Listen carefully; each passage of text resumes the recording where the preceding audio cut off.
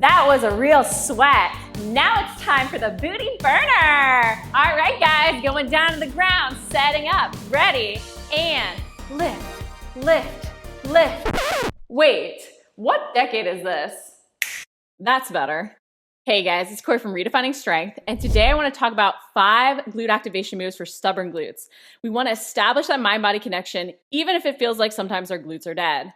These moves are all inspired by Jane Fonda-esque workouts, the workouts we saw in the 80s and 90s, and some of the moves are a little silly looking, but they're really effective if we're trying to target our glutes and get them activated. So if you need to activate your glutes because you've had low back, hip, or knee pain, or you simply want to improve your running or lifting, these are the perfect moves to include in your warm-up. They can also be used as a burner after your workout. If you're using them as activation in your warm-up, don't do them to fatigue. You want to just do them to establish that mind-body connection. Move number 1 is the 80-20 glute bridge. No matter how advanced you become, you always want to return to those fundamentals. And the glute bridge is one of those basics that we always need to dial in and perfect. So no matter how much of an expert you are, you want to return to those basics. The 80-20 glute bridge is a great variation of that basic bodyweight movement. It's in between that basic bilateral glute bridge or 2-leg glute bridge and that fully unilateral move. If we want to correct imbalances, we want to do unilateral exercises. However, that basic unilateral bridge isn't so easy, and sometimes we can feel our hamstrings or lower back compensating. So if you want to get that unilateral focus, but you're not yet ready for that fully unilateral or single leg bridge, you can do the 80-20 variation. By staggering one foot slightly out and focusing most of your weight on that standing leg, you can really correct any imbalances by targeting one side at a time. You want to make sure that as you're lifting up in that bridge, you're driving your knee towards your toe and even engaging your upper back, driving your upper arms and elbows into the ground. This will help prevent your hamstrings from compensating and even protect your neck if you tend to have neck pain with bridges. You want to make sure you also use the posterior pelvic tilt so that you're only getting hip extension driven by your glutes and not arching your lower back. Using this 80-20 variation, you can not only correct imbalances, but really get the full benefit of glute activation. Again, activating the muscle isn't about adding loads. It's about progressing movements, yes, but also about really focusing on the mind-body connection to recruit the muscle we should feel working.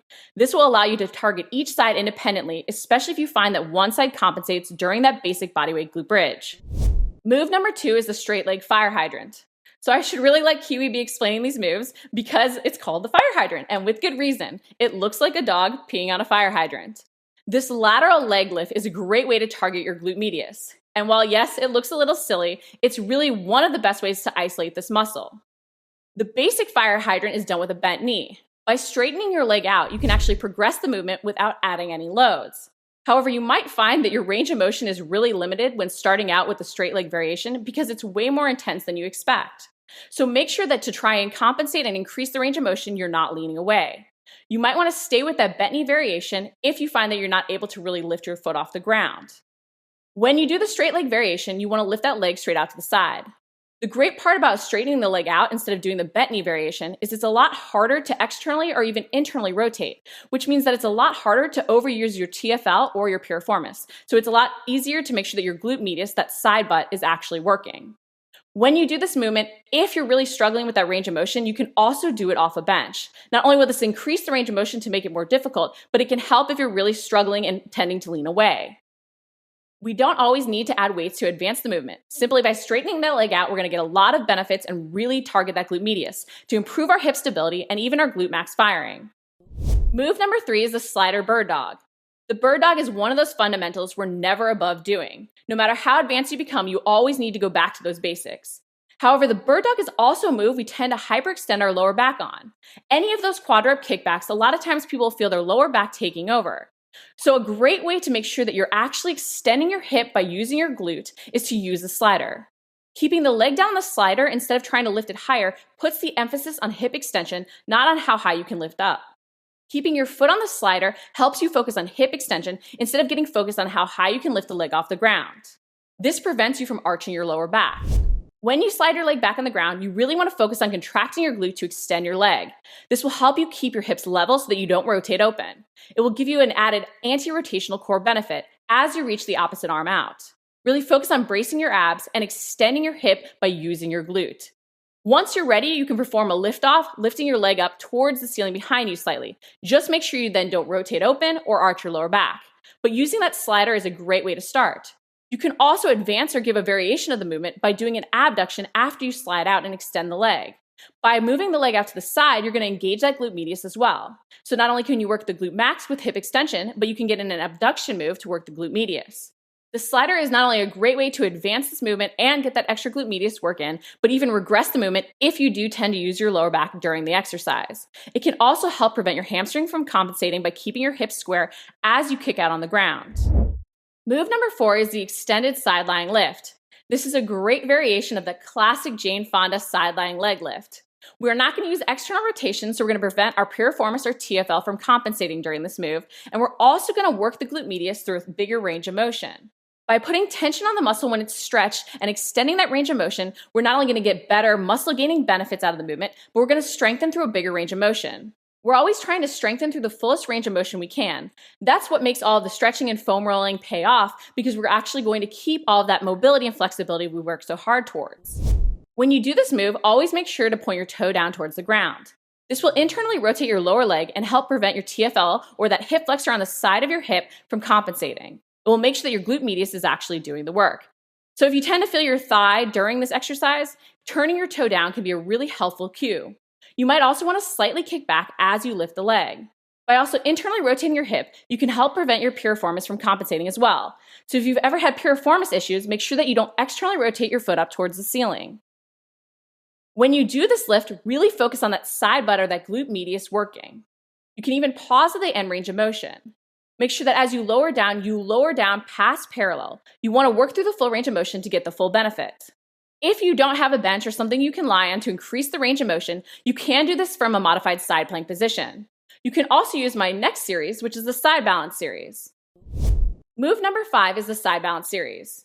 There are a lot of different variations of the side balance movement that you can do. I want to go over 3 specifically: the side balance leg raise, the side balance leg curls, and the side balance leg circles. These 3 moves are a great way to target your glute medius.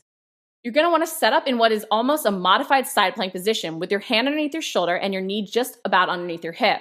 You're going to lift your legs straight up towards the ceiling. You're going to feel that side butt really working. Make sure that you actually squeeze your glute to drive your hip into extension to prevent your TFL from compensating.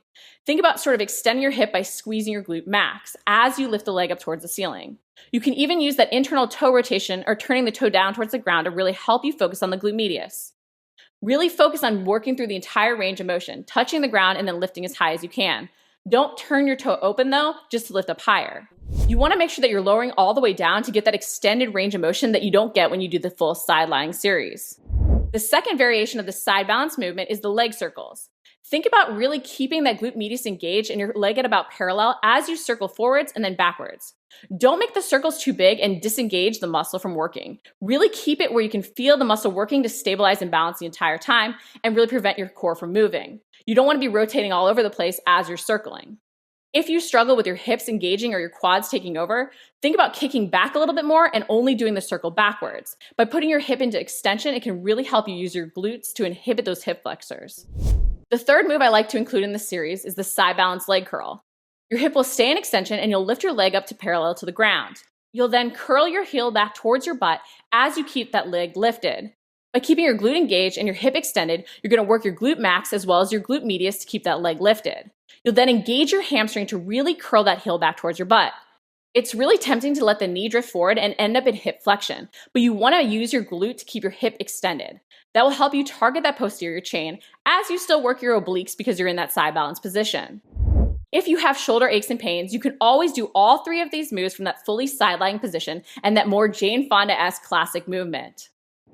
Using these 5 fundamental 80s-inspired glute activation moves, you can activate even the most stubborn glutes. And if you're wondering how you can combine these moves into a great program to help you see results in just 28 days, my Booty Burner is the answer. It's got daily follow-alongs to help you activate your glutes and improve your hip mobility. And if you're going to try these 5 moves and you do them in leg warmers, please tag me on Instagram at Redefining Strength. If you like the video, make sure to like it, comment below if you have any questions, and subscribe. We're posting new videos each week. And check the video description for a link to get those 28-day booty burners and get those glutes activated.